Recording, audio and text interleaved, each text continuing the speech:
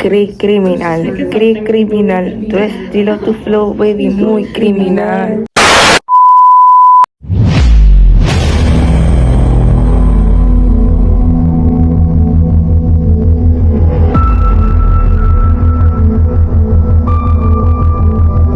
Buenos días y welcome a nuestro podcast. Aquí estamos con Sofía. Dale, guata, uva. Hola. Y aquí estamos con la prima de Bad Bunny. Acostumbrarse a ya no patea. Me llegan. Hola. Ok. Hasta la muerte. Vamos a hablar sobre Dorothea Puente. Ahora vamos a dar un poquito de background de cómo ella era. Dorothea Puente lived a traumatizing childhood. Her father threatened to commit suicide multiple times in front of her and her siblings, and her mom was a sex worker. It did not help that her parents were both alcoholic, and her dad died in 1937 from tuberculosis. Her mom lost custody by 1938, and she died in a motorcycle accident at the end of the year. This led to Dorothea and her siblings being sent to an orphanage where she was unfortunately sexually abused. Moving on to her early adult life, her first marriage was at 16 with a man named Fred McFall. They had 2 daughters and ended up sending one of them to live with the relatives and putting up the other one in adoption. She suffered a miscarriage and McFall left her. She was first arrested for purchasing women's accessories using forged checks and served 4 months in jail and 3 years of probation. After she served her time, she fled Riverside and married another man by the name of Axel Brett Johansson. In 1950, Dorothea took advantage of her husband's money and often invited men into her home and gambled. Arrested for 90 days for pretending to own and operate a bookkeeping firm disguised as a brothel. Shortly after, and her husband was admitted. Went to the hospital after binge drinking, lying, criminal behavior, and suicide attempts. In the hospital, doctors diagnosed her as a pathological liar with an unstable personality. And her husband divorced her 5 years later, and she kept the surname of Johansson, and she changed her name to Sharon Johansson. She was able to build a reputation as a caregiver for young women, and 2 years later, in 1968, she married Roberto Jose Puente, but then they divorced shortly after 16 months, claiming domestic abuse. She stuck with the surname Puente for over 20 years, and this is when she started up the boarding house. Dorothea Puente died in California on March 27, 2011 at the age of 82. Okay, so now that we know a little bit about our serial killer, we're going to talk about her criminal activity. Dorothea Puente committed her crimes with the goal of stealing her victims' money and social security numbers and their pensions. She will be able to achieve this by targeting the elderly and disabled, who she then drugged to achieve her goal.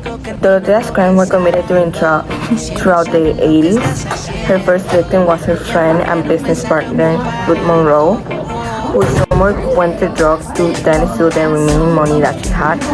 However, due to a lack of evidence, the case was ruled as a suicide. Dorothea Puente would then be accused of drugging and stealing from Malcolm McKenzie. Puente was sentenced to 5 years in jail for theft and was released in 1985. She changed her name and then started living with her pen pal, Everson Gilmouth. She later drugged and killed Gilmouth, and then Puente would then collect his pension and would forge letters to his family so they thought he was alive. She then established a boarding house where she would house her future victims.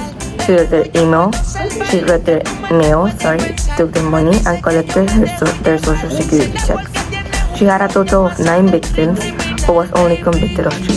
She buried these victims in her backyard. While the killer did not leave a specific signature, Dorothea usually gave drugs and some antibiotics to her victims so they could be defenseless at the time of her attacking them.